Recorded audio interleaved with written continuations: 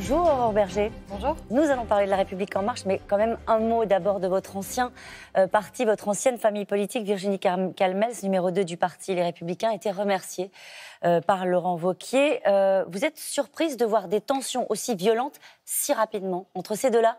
Non, je ne suis pas surprise parce que quiconque connaît Laurent Wauquiez connaît la brutalité dont il peut faire preuve et le fait qu'en effet, la ligne des Républicains, c'est désormais la sienne. Donc un parti qui s'est extraordinairement rétréci sur une ligne identitaire. Le dernier tract qui a été fait par les Républicains pour que la France reste la France, c'est un tract que le Front National n'aurait pas renié. Donc ça veut dire que Laurent Wauquiez aujourd'hui est trop contesté, à votre avis, pour rassembler sa famille politique ? Il va rassembler une famille qui est de plus en plus petite, donc peut-être qu'il arrivera à ce rassemblement-là. Virginie Calmels, vous pensez ne le connaissez pas avant d'accepter le poste de numéro 2 de ce parti-là ? Elle a peut-être cru avec sincérité qu'elle pourrait apporter autre chose à cette famille politique. Moi, je pense que les libéraux et les centristes, de fait, n'ont plus leur place au sein des Républicains avec Laurent Wauquiez. Alors, un mot sur La République En Marche. C'est plus simple, mais c'est pas si simple. Un an après l'arrivée d'une nouvelle majorité renouvelée avec des personnes issues de la société civile, parfois qui découvraient la vie politique. Un an après, cette majorité est tout de même moins docile. Je ne sais pas, au tout début, on nous disait qu'on était trop docile. On nous disait même qu'on était des godillots. Et aujourd'hui, on dit, attention, vous auriez trop de liberté. Je crois juste qu'on est dans la bonne mesure, c'est-à-dire qu'on est extrêmement respectueux, loyaux vis-à-vis du président de la République et de son projet.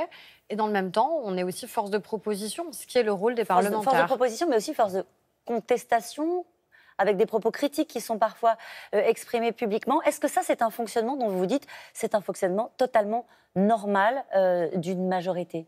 Je pense qu'il faut qu'une majorité garde aussi sa liberté de ton et sa liberté de proposition à partir du moment où elle est extraordinairement loyale vis-à-vis du projet grâce auquel on a été élu et on est tous unis par ce projet. Alors c'est intéressant, quelle est la ligne ? Quelle est la limite entre exprimer ses convictions ?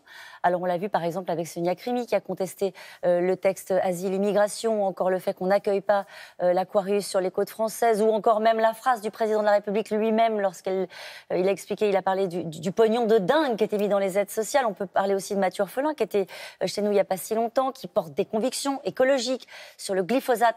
Ça, vous dites, ça va, c'est pas de la déloyauté. Quelle est la limite que vous fixez à La République En Marche entre l'expression des convictions et la déloyauté ? Pour moi, la limite, c'est le soutien envers le chef de l'État et le soutien au projet grâce auquel on a été élu. On ne serait pas là si Emmanuel Macron n'avait pas été élu président de la République. On ne serait pas là s'il n'avait pas réussi à convaincre les Français sur le projet qui était le sien et qui est un projet qui marche bien sur ses deux jambes, qui a à la fois plus de liberté et plus de protection. On a passé toute la semaine dernière sur la question de la formation professionnelle et de l'apprentissage et c'est la création de nouveaux droits pour des Français. Donc pour moi, c'est ça la ligne. Mais donc, qu'est-ce que ça veut dire sur la critique ? Ça veut dire que la critique, elle est autorisée ? Ça veut dire que ces députés-là, vous leur dites continuez. Vous avez le droit de porter vos convictions. Vous avez le droit de dire que vous n'êtes pas d'accord avec le président de la République tant que vous votez les textes ? Porter ses convictions, oui.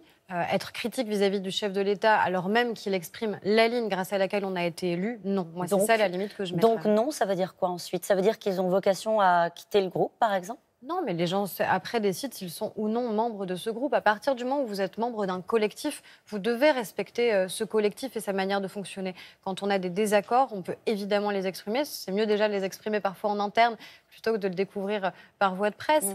Mais je pense qu'il faut qu'on arrive à garder cette ligne de crête qui, encore une fois, on n'a pas été élu par hasard, on n'a pas été élu sur un malentendu, on a été élu sur la base d'un projet. Et ce projet, c'est notre responsabilité de le mettre en œuvre. Et il faut d'abord mettre en œuvre ce projet-là. Donc ça veut dire que vous les appelez à jouer un peu collectif ? Oui, je pense qu'il faut qu'on soit tous collectifs dans un groupe de 312 individualités. Vous l'avez dit, on est devenus parlementaires. 95% d'entre nous ne l'aviez pas été avant. C'était une volonté des Français de renouveler. Il faut que ce renouvellement montre aux Français qu'on est en capacité d'être une majorité forte. Alors, vous avez parlé de la formation professionnelle qui a été débattue à l'Assemblée nationale. Quelques économistes qui ont travaillé avec Emmanuel Macron ont fait une note dans laquelle ils expliquaient que ces textes-là n'étaient pas suffisamment incarnés par les ministres du gouvernement. Vous parlez de la formation professionnelle, on en a très peu entendu parler dans l'actualité. Est-ce que vous regrettez, vous, justement, que ce ne soit pas si visible que ça, le fait qu'Emmanuel Macron et la majorité marchent sur ses deux jambes ? Moi, je n'ai pas l'impression qu'on ait des ministres qui ne soient pas assez politiques. On a passé toute la semaine dernière à l'Assemblée nationale avec Muriel Pénicaud qui porte ce texte, avec aussi Jean-Michel Blanquer sur la question de l'apprentissage. Je peux vous dire qu'ils incarnent cette ligne et cet équilibre. Y compris dans l'opinion, y compris dans les médias suffisamment. Vous savez, encore une fois, les Français ont fait un choix de renouvellement. Et donc ce renouvellement, il s'est incarné avec 312 députés au sein de La République En Marche et puis des ministres qui sont aussi nouveaux. Alors peut-être que c'est plus facile parfois de reprendre toujours les mêmes. Nous, on a fait un autre choix et le président de la République aussi. Un an après, moi, ce que je vois, c'est qu'encore une fois, ce projet, il est mis en œuvre. Et contrairement à cette tribune que moi, j'ai pu lire, cette note confidentielle, mais qui est parue le jour même dans la presse, c'était peut-être pas si confidentiel que ça, eh bien, on est bien équilibré sur nos deux jambes. La politique éducative qu'on mène, par exemple, à mon avis, est un excellent exemple et d'incarnation de la politique qui est menée avec Jean-Michel Blanquer, qui, je pense, très connu et reconnu dans l'opinion publique, et aussi de cette capacité qu'on a à lutter contre les inégalités. Alors, les élèves qui débutent le bac, ce matin, le feront en plein mouvement de grève. La CGT annonce même qu'elle continuera le mouvement en juillet. Pour la CGT, le bras de fer continue donc. Je considère que c'est complètement irresponsable de la part de ce syndicat. On a eu des mois de négociations avec le Premier ministre, avec la ministre des Transports. On a eu un texte qui a été adopté de manière définitive à l'Assemblée nationale et au Sénat. Et on a un syndicat qui, je pense, essaye de jouer son va-tout, sa survie politique. Sauf que là, le faire alors qu'on a des jeunes lycéens qui passent leur bac, je trouve que c'est vraiment irresponsable. Un mot sur les privatisations. C'est parti, c'est l'un des articles phares de la loi qui sera présenté aujourd'hui en Conseil des ministres par Bruno Le Maire, la Française des Jeux, Aéroport de Paris ou encore le fournisseur de gaz Engie. En quoi ces privatisations sont indispensables? On touche là des secteurs qui peuvent être considérés comme stratégiques pour le pays. Déjà parce que la privatisation ne veut pas dire qu'il n'y a plus de régulation. On aura par exemple sur la Française des Jeux, qui est un point clé, une meilleure régulation grâce à une autorité indépendante sur la question du jeu. Puis ensuite parce que ça clarifie le rôle de chacun. Est-ce que c'est à l'État d'être actionnaire de sociétés concurrentielles? Je ne pense pas. Par contre, l'État doit rester maître dans les services publics, notamment à la SNCF. Et donc la SNCF, c'est une société concurrentielle bientôt là?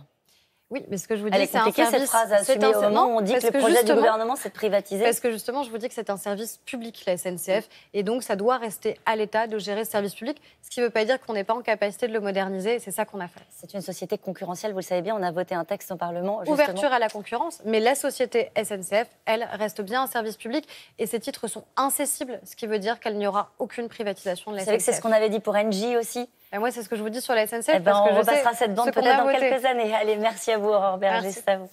Merci beaucoup.